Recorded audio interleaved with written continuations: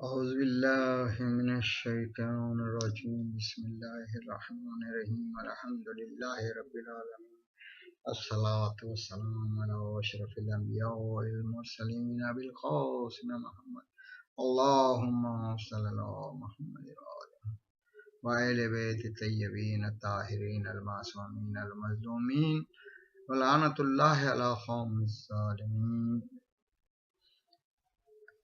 ابھی گزشتہ اس میں ہم نے جو ہے حضرت موسیٰ علیہ السلام کے اللہ تعالیٰ نے جو معجزے جو عطا کیے اس کا ذکر کیے، ایک عصا اور آپ کا ید بیضا، یعنی آپ کو اللہ تعالیٰ نے عصا کو سانپ بتا کے وہ کیا کہ یہ دیکھو کیسا یہ معجزہ سانپ کیسا بن گیا، اور ہاتھ میں جو تھا آپ کو نور اور چمک دی. اب یہ دونوں سے کیا کام لینا ہے یہ بھی بتا دیے تھے ہم نے کہ بھئی یہ اللہ نے اس کے بعد کہا کہ یہ دلیلیں کس لیے دیں کہ فرعون کے ساتھیوں سے مقابلہ کرنے کا، کیوں کہ وہ سب سرکش اور فاسق ہو گئے تھے. اب آگے چڑھتا ہے کہ بھئی اب کامیابی کے اسباب کی درخواست. اب جب اللہ تعالیٰ نے ان کو کہا کہ بھئی تم کو جانا ہے، فرعون سرکش ہو گیا، اس سے مقابلہ کرنا ہے، تو اب اپنی کامیابی کے لیے کچھ درخواستیں وغیرہ کرتے ہیں، تو وہ یہاں ہے. موسیٰ علیہ السلام اس قسم کی سنگین ماموریت پر نہ صرف گھبرائے نہیں بلکہ معمولی سی تخفیف کے لیے بھی خدا سے درخواست نہ کی. یعنی اتنا بڑا مقابلے میں کچھ دوسرا جو اتنا بڑا مقابلہ کرنے کے لیے تیار ہو گیا، کچھ اس کے اندر اتنا نہیں میں اتنا کر سکوں ایسا نہیں، جو اللہ تعالیٰ نے حکم دیا اس پہ پورے تیار اور کھلے دل سے اس کا استقبال کیا. آپ خوش ہو گئے اب اس کے مقابلے کا، میرے کو اللہ تعالیٰ نے جو معموریت دی، ذمہ داری دی ہے، اس کے اوپر آپ خوش ہو کے آگے اور کھلے دل سے اس کا استقبال کیا. زیادہ سے زیادہ اس معموریت کے سلسلے میں کامیابی کے وسائل کی خدا سے درخواست کی. ہاں بھائی یہ ہے میں کچھ وسیلے ایسے کچھ وسائل حاصل کرنا چاہ رہے جس سے آپ کی کامیابی ممکن ہو سکے. اور چونکہ کامیابی کا پلان اور ذریعہ عظیم روح فکر بلند اور عقل توانا سے ہے، اور دوسرے لفظوں میں سینے کی کشادگی و شرح صدر ہے، لہذا عرض کیا میرے پروردگار میرا سینہ کشادہ کر. پہلے جو تو اس میں ہمت کی ضرورت ہوتی ہے، کشادہ سینہ ہونا، یعنی آپ کا دل کھلا ہوا رہنا، آپ کو ڈر خوف وغیرہ سے سب سے نجات ہو جائے. یہ بھی اللہ تعالیٰ نے سورہ قصص کی جو ہے آیت نمبر 32 میں ہی کہا ہے. اب یہاں ایک رہبر انقلاب کا سب سے اولین سرمایہ کشادہ دلی، فراوان حوصلہ، استقامت و بردباری اور مشکلات کے بوجھ کا اٹھانا ہے. یہ اور چونکہ اس راستے میں بے شمار مشکلات ہیں جو خدا کے لطف و کرم کے بغیر حل نہیں ہوتی، لہذا خدا سے دوسرا سوال یہ کیا کہ میرے کام کو مجھ پر آسان کر دے اور مشکلات کو راستے سے ہٹا دے. آپ نے عرض کیا میرے کام کو آسان کر دے. یہ آپ نے ارشاد فرمایا. یہ سورہ طٰہٰ کی آیت نمبر 27. اس کے بعد جناب موسیٰ علیہ السلام نے زیادہ سے زیادہ قوت بیان کا تقاضا کیا. کہنے لگے میری زبان کی گرہ کھول دے. کیا ہے زبان سے آدمی کے بولنے کے اندر اگر رکاوٹ آئی جائے تو اثر نہیں. تو آپ نہیں بولے کہ میری زبان میں رکنت آئے، یعنی یہ نہ ہو، سب گرہ میری زبان کی کھول دے. یہ بھی سورہ طٰہٰ کی 27ویں آیت. یہ ٹھیک ہے کہ شرح صدر کا ہونا بہت اہم بات ہے، لیکن اس سرمایہ اسی صورت میں کام دے سکتا ہے جب اس کو ظاہر کرنے کی قدرت بھی کامل طور پر موجود ہے.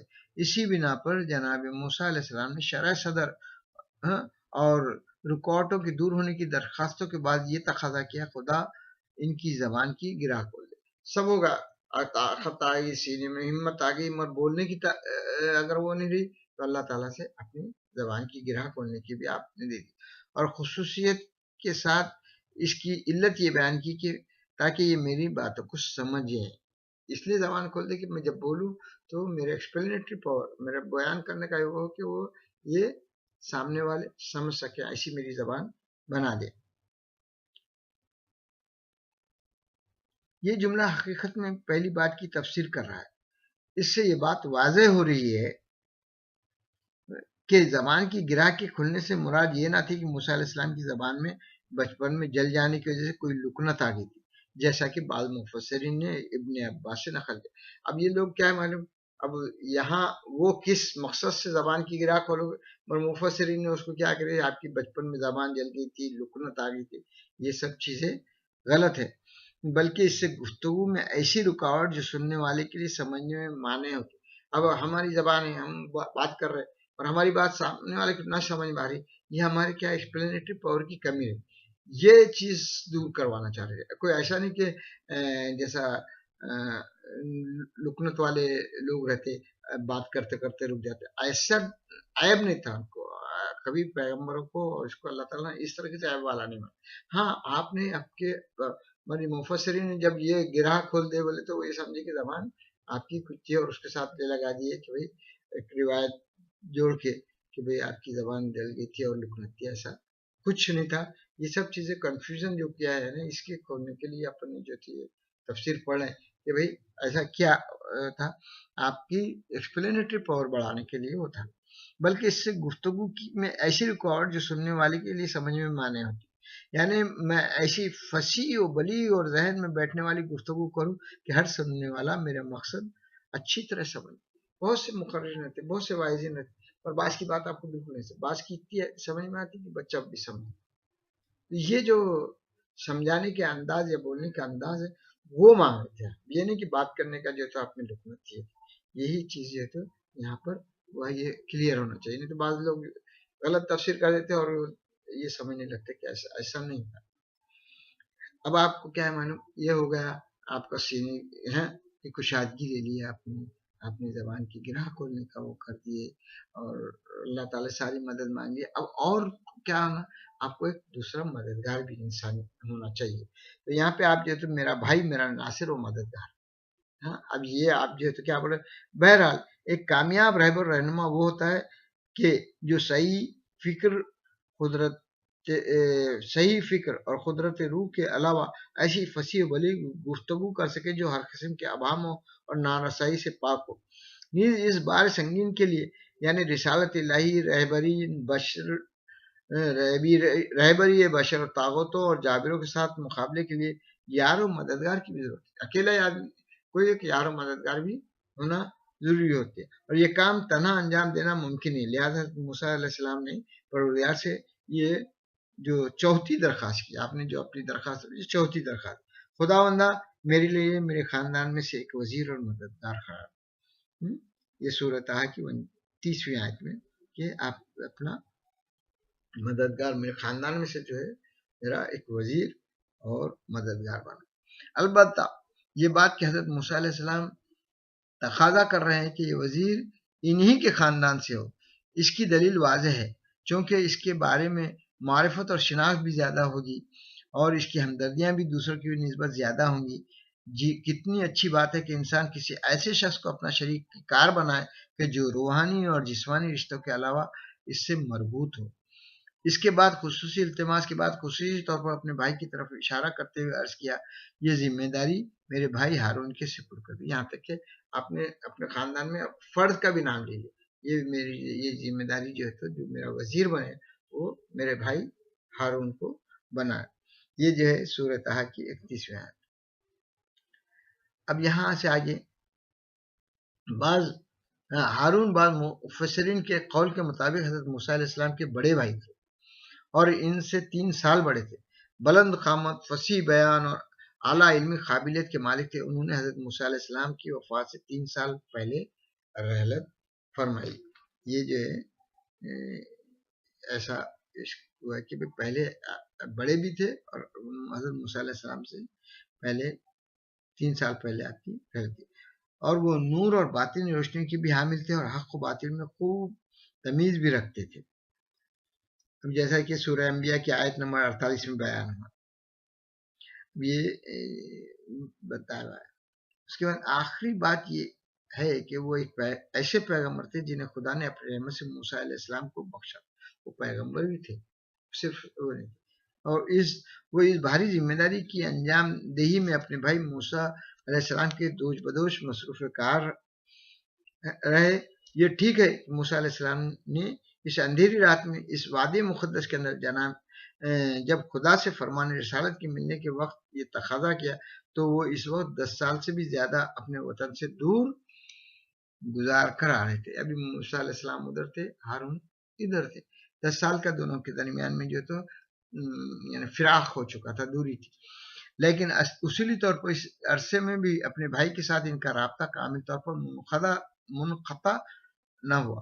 اس لیے اس صراحت اور وضاحت کے ساتھ ان کے بارے میں بات کر رہے ہیں اور خدا کی درگاہ سے اس عظیم مشن میں اس کی شرکت کے لیے تقاضا کر رہے ہیں. یعنی ابھی آپ ملے نہیں بھائی سے، ادھر سے آ رہے، مگر آپ کا ربط ان سے 10 سالوں میں بھی قائم تھا، اس لیے آپ نے انہی کے بارے میں درخواست کی.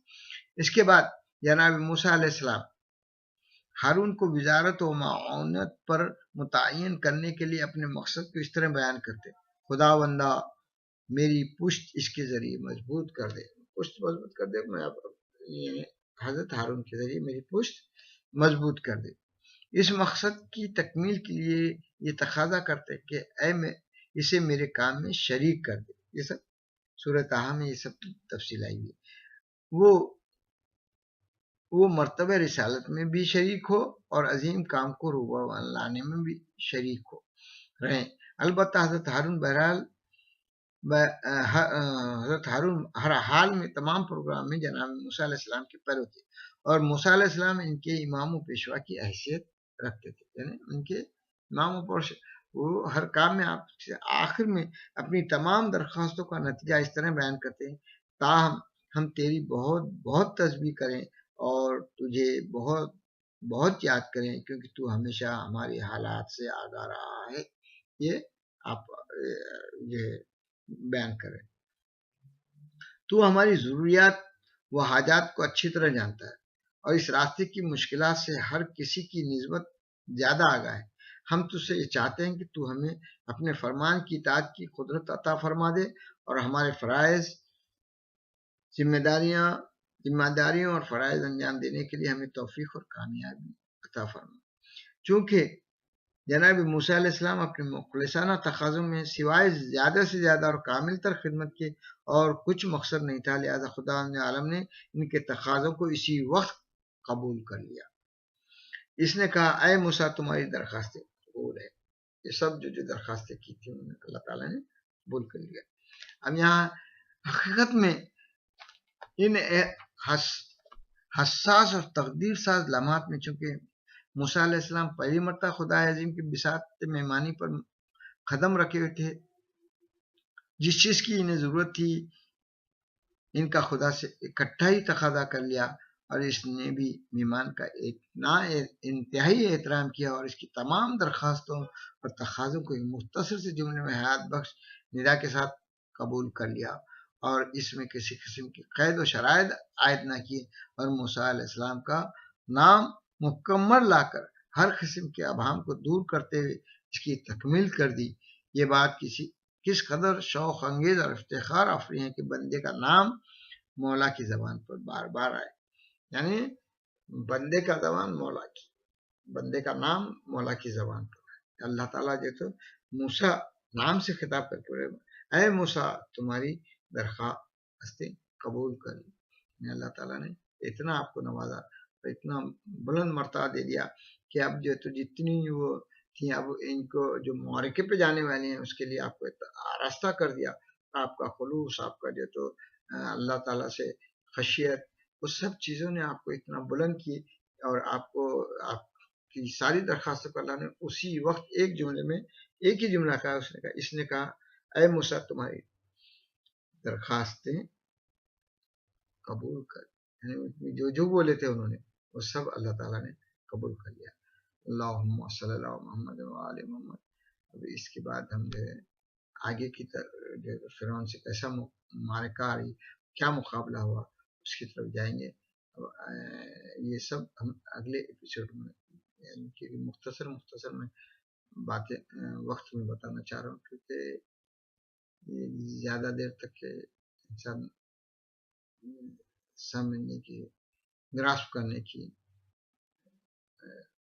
یہ جو ہے کیپیسٹی کھو دیتا ہے. اس لیے میں تھوڑا کروں تاکہ بچے تھوڑا سمجھیں گے.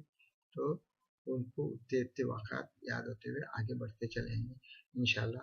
ہمارا دوسرا ایپیسوڈ آگے جو بنے گا فرعون سے معرکہ اور مقابلے کا ہوگا۔